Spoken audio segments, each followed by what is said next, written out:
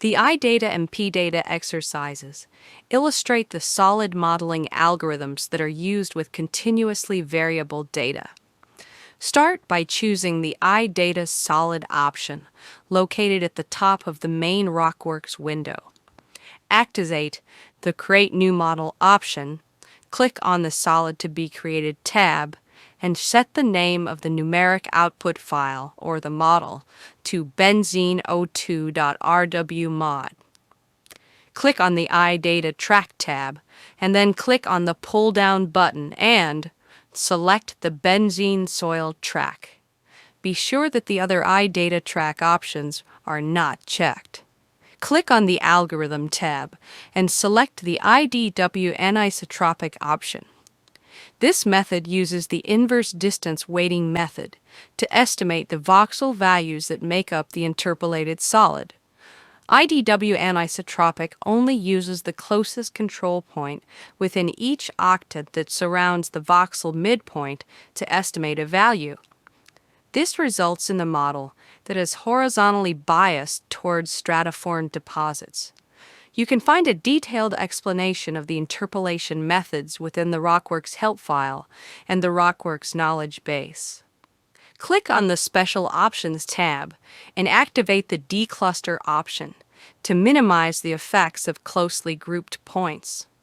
Enable the Hi-Fi option to tweak the final model such that the voxel node values honor the original control point values. Turn on the Smoothing option to average out discontinuities within the model, thereby creating a more aesthetically pleasing diagram. Activate the Superface option and set it to Automatic.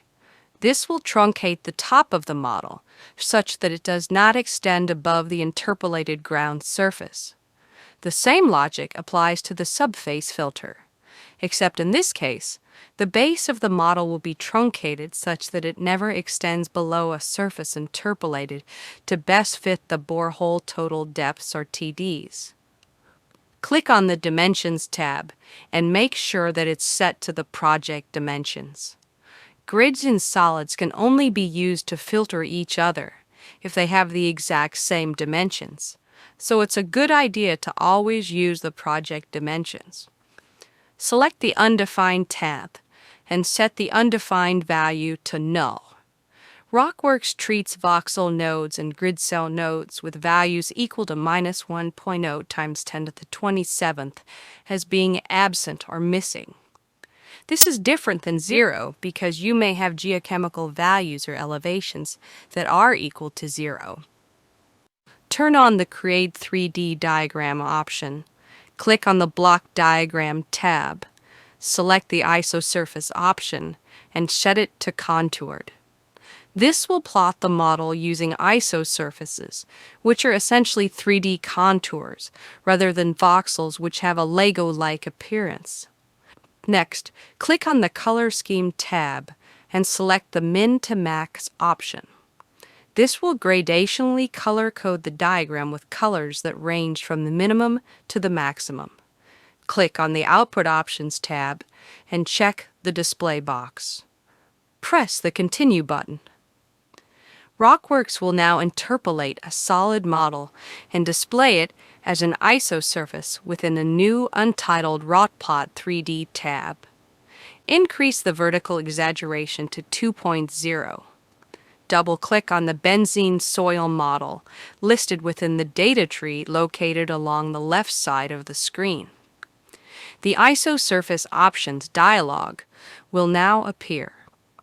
Change the ISO level value to 30 by using the slider bar or typing it into the ISO level value prompt.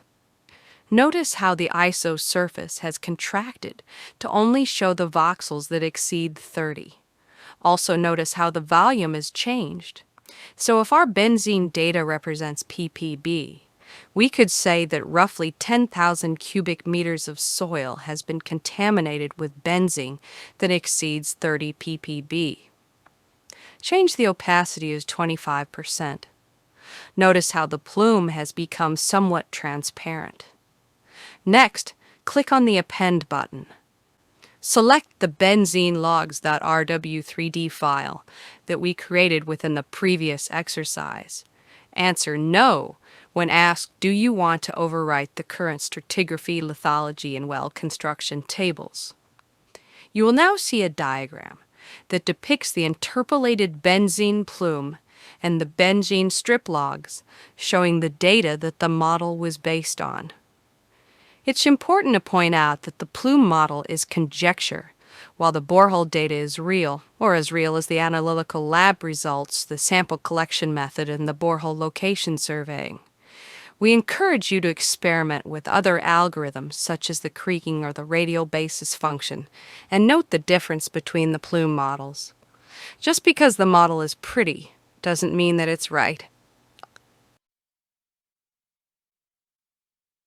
Start by selecting the Profile program from within the iData pull-down menu.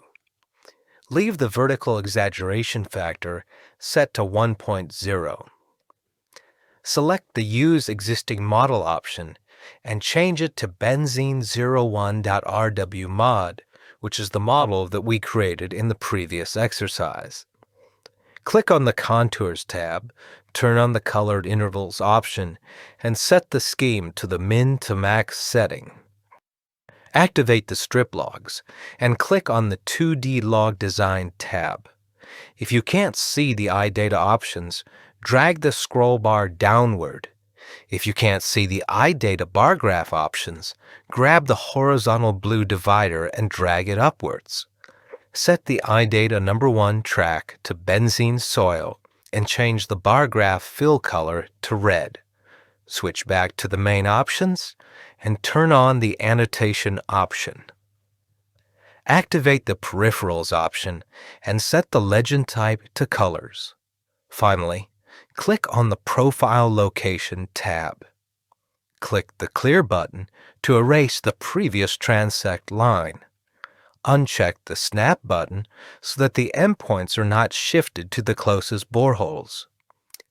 We are now going to select a profile that cuts through the heart of the plume, so click on the first endpoint, then click on the other endpoint. The yellow rectangle called the swath defines which boreholes or portions of non-vertical boreholes will be included within the profile. The swath setting is used to define the width of the swath rectangle.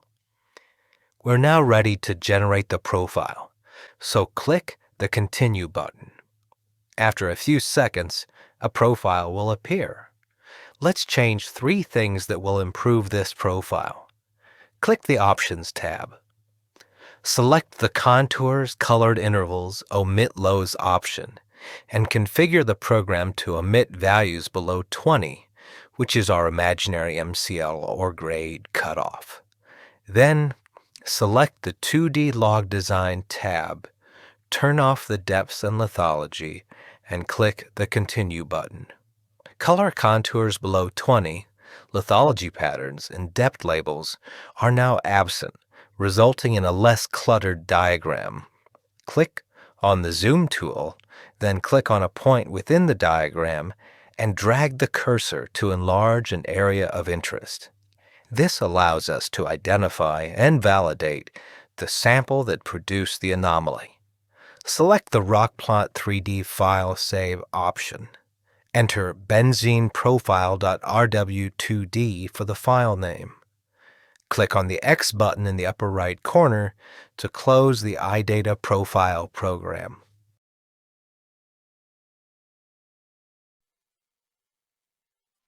Select the Solid option from the pData pull-down within the main menu. Activate the Create New Model option and enter gamma.rwmod for the name of the output file to be created. Click on the pData Track tab and use the pull-down menu button to select Gamma. Activate the Create 3D Diagram option and select the Voxels option from the Block Diagram submenu. Verify that the strip logs and legends options are turned on. Click on the Output Options tab and make sure that the Display option is enabled.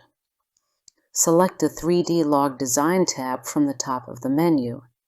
If you're using a small monitor, please note that you can use the gray scroll bars and blue splitter bars to make content visible. Turn off everything except for the title, axis, and P-data number 1. Change the P-data number 1 track to gamma. Select the Appearance tab and plot the P-data as disks, whose colors range from cold to hot. Click on the Continue button. A new RockPlot 3D tab with a diagram displaying the gamma model has been added to the P-data to Solid Model Program menu. You may notice that this diagram appears to be more blocky than the benzene model that was created within the previous exercise. Although less pretty, numeric models displayed as voxels provide two advantages. Number 1, the resolution of the model is implicitly shown within the diagram. And as we'll see in the next step, advantage number 2 is that voxel-based diagrams may be filtered for high as well as low values. To illustrate this, double-click on the Solid Model option within the data tree. Check the Filter option and set the low value to 75 and the high value to 80. Notice that the volume changes and the diagram now depicts only the voxels with no values ranging between 75 and 80. Select the Save button and save the diagram as gamma.rw3d. Notice that the RockPlot 3D tab title has changed from Untitled to gamma.rw3d. You can now close the P-data to Solid program by clicking on the X within the upper right corner of the menu. Select the Fence program from the main P-data drop-down menu. Activate the Use Existing Model option and specify gamma.rwmod as the input model. Turn on the Strip Log option. We won't need to adjust anything within the 3D Log Design tab because we already set that up within the previous exercise. As you probably noticed by now, RockWorks remembers the settings within shared components such as the 3D Log Designer. Enable the Perimeter Cage. Turn on the Legend option, activate the Color option, and set the title to Gamma. Click on the Fence Location tab. Click on the Clear option and add your own profiles by clicking on the slice endpoints. Click on the Continue button. Expand the fence diagram options and experiment with turning the panels off and on.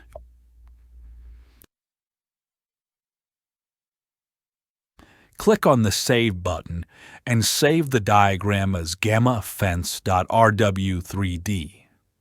Now, let's add the lithology logs that we created during a previous exercise by clicking the Append button and selecting the lithologylogs.rw3d file. Notice that the lithology legend is overplotting the gamma legend, and the lithology logs are hiding the gamma logs. To fix the overplotting legend problem, click on the Legends Gamma option within the data tree and select the right side option. The gamma legend no longer overplots the lithology legend. Solving the strip log overplotting problem is not as easy. One solution is to use the checkboxes within the data tree to toggle between the gamma logs and the lithology logs.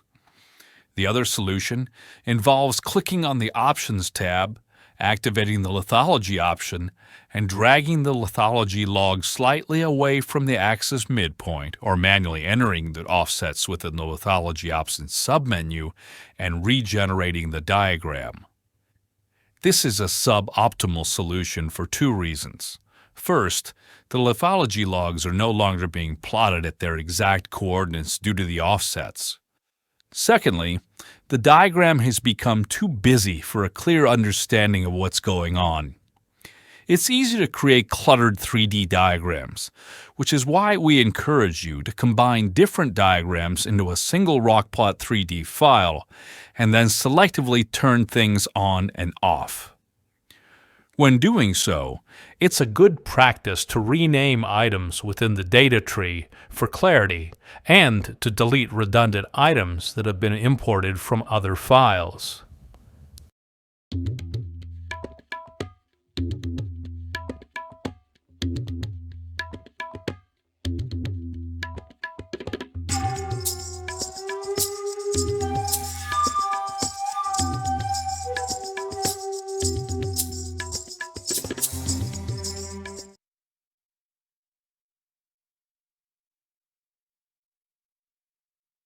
Sometimes the automatically assigned color schemes don't work well for showing what you want to show.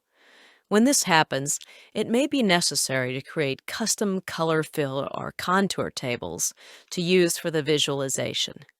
Let's create one by selecting the Project Manager tab. Expand the Map Model Tables category by clicking on the arrow on the left.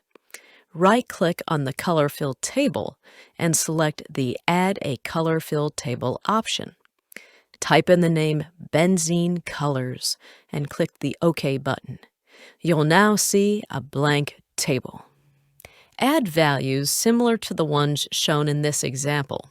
Or you can click on the Palette option, which provides tools for automatically creating color tables, but we won't be covering those in this exercise. Click on the Exit button to add this table to the project database. Launch the iData section model-based program. Enable the Use Existing Model option and select the benzene01.rwmod file as the input. Click on the Contours tab, enable the color intervals, select the Custom option, and click the Edit button. Double-click on the Benzene Colors table within the Color Table list. Enable the Strip Logs option and click on the 2D Log Design tab. Turn off everything except for the title, lithology, and iData number 1. Set the iData number 1 bar graph track to Benzene Soil.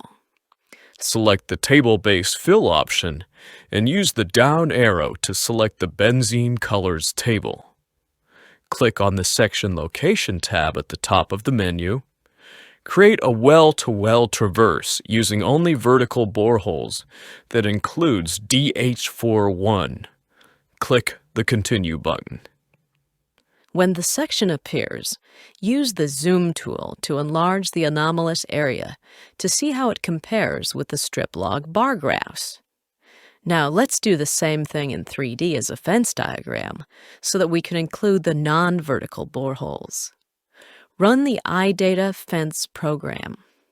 We'll use the same model, so select the Use Existing Model option and make sure that it's set to benzene01.rwmod. Click on the Color Scheme tab, turn on the Color Scheme option, click on the Edit button, and select the Benzene Color table. Enable the Strip Logs, Perimeter Cage, and Legend options. Click on the 3D Log Design tab. Turn on the Title, Axis, and iData number 1 options, and make sure that everything else is turned off. Set the iData number 1 track to Benzene Soil. Click on the Appearance tab, activate the Table Base Color option, and select the Benzene Colors table. Click on the Fence Location tab and press the Clear button to remove the previous selections. Add 3 or more panels that share a vertex at DH41. Click the Continue button. In the resulting diagram, your 3D logs and fence panel are now using the color scheme specified within the Color Fill table.